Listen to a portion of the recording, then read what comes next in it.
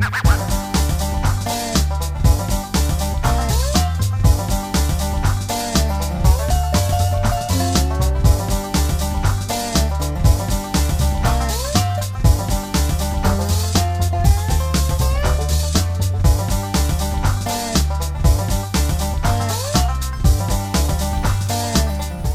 y'all, welcome to Back to Basics with Krystal. So I'm back out in the garden this evening and I am planting more seeds. Now, I am not planting my fall garden. I am still planting summer crops.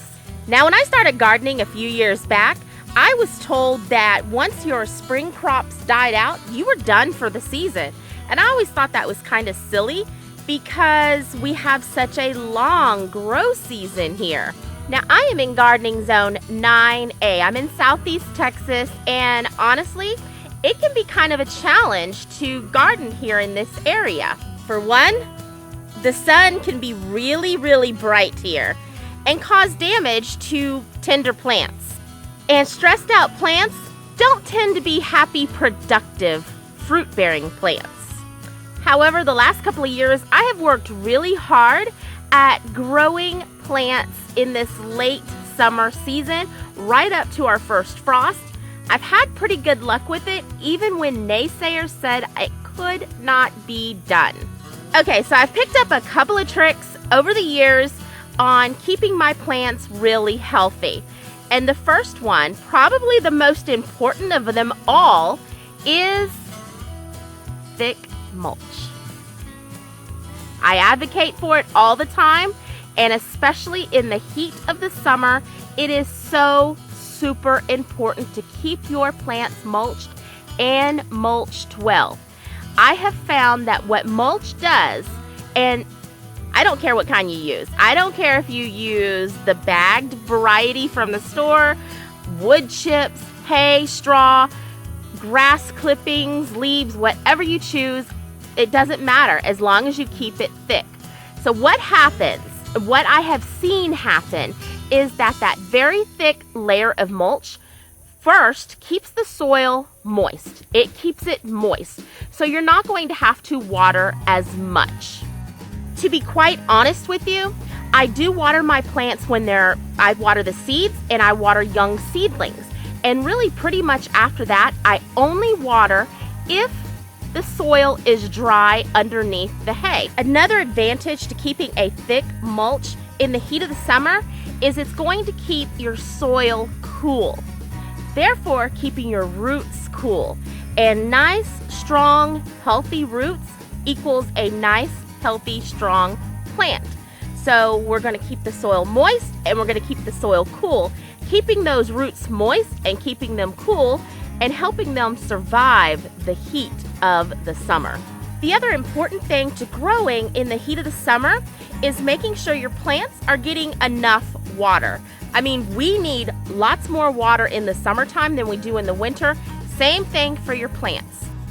And the easiest way to check and see if your plants need water is to kind of dig around in the soil underneath your mulch, stick your finger into the soil and feel. If it feels dry, your roots are dry and they need to be watered. Give them a little extra water. So the other thing that I like to do about once every 2 weeks is come in and mimic a rainstorm with my plants.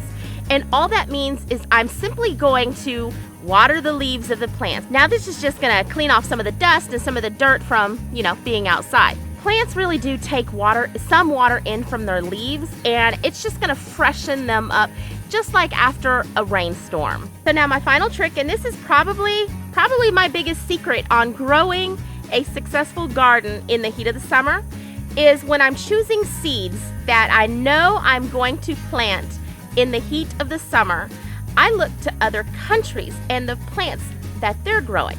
Now I'm not looking at countries like Switzerland or England or anything like that. I am looking at countries that have a climate similar to mine. For example, I do grow a lot of Thai variety fruits and vegetables in my garden. And that's not just because of my lineage either. That's because over time, those fruits and vegetables have proved to me that they can handle our Texas sun. They can handle the heat, and they're still very, very productive. So let me tell you guys a little story. A few years back, this is probably now closer to 6 years, when I first started growing long yard beans in my garden. Mama Lai had brought me over some seeds that she had picked up from the Asian market and said, these are the seeds that you want to grow. These are my favorite long yard beans, because you know there's different varieties, so this was her favorite. And so I said, okay, well, I lost the seeds. She came looking for long yard beans in the early spring, and I'm like, sorry Mom, I can't find the seeds anywhere. So fast forward a few months, and I found the seeds, and I was like, I'm gonna plant these seeds. I'm gonna plant them. Granted, it was about now. It was like in July, and I told my mom and dad. They came over and they saw the little, seeds, little seedlings popping up, and they both, oh yeah, that's really nice. What a good girl you are, planting those seeds for me. Lo and behold, they both left, and they were like, oh, poor thing. Those seeds are never gonna grow for her. The plants are never gonna do anything. I don't have the heart to tell her. They're talking amongst themselves. Fast forward another month, it was about 2.5 months later, I'm calling up my mom, and I'm like, hey, you have to come help me out with these beans. There is more than we could ever eat. Come get some beans. Please come get some beans. And so she left with a bag full of beans that day, and she said, I can't believe that these seeds actually grew for you in this heat of the summer. I haven't had any luck growing these seeds, and she was planting hers in the springtime. And so she's like, she was just really intrigued by it. So I have grown them every summer. I plant them late, like I am getting ready to plant them tomorrow. So we'll have beans to can, and yes, I can them. We'll have beans to can, fresh beans to eat, and Mama Lai has also informed me that the Lao community is looking for their beans now. So for me, being a subtropical area, I look to very hot countries. Thailand, Pakistan, India. Those are the countries that I am going to look for, because I know that those fruits and vegetables can withstand the heat there. They should very well be able to withstand the heat here. In some countries like India, where it's very dry, you can end up with a nice drought-tolerant plant. Okay, so I have one bonus that I just discovered this year. Now, I kind of saw it happening last year, but I wasn't too sure, so I planted my plants kind of similar this year to see what would happen. So let me tell you how I planted my plants this year. Each row, what I did was I would go a tall vining crop and then a short crop. Now they are spaced out 5 foot apart. So tall crop, short crop, tall crop. So you would have something like indeterminate tomatoes and peppers and vining beans. Okay, so you get the idea. So what I have found is that when I do that, everything in here stays cooler. I mean, it's probably a good 10-15 degrees cooler. So I discovered that. I saw it happen last year. I played around with it again this year. I'll play around with it again, planting this part of the garden and next spring. And then we'll talk a little bit more about it, but there's got to be some sort of sciencey smart thing with the cooler air. So I discovered that as well, that when you plant like that, you get cool air. So, you've got tall, short, tall, short, tall, short. And in all of this, the air stays cooler within the garden.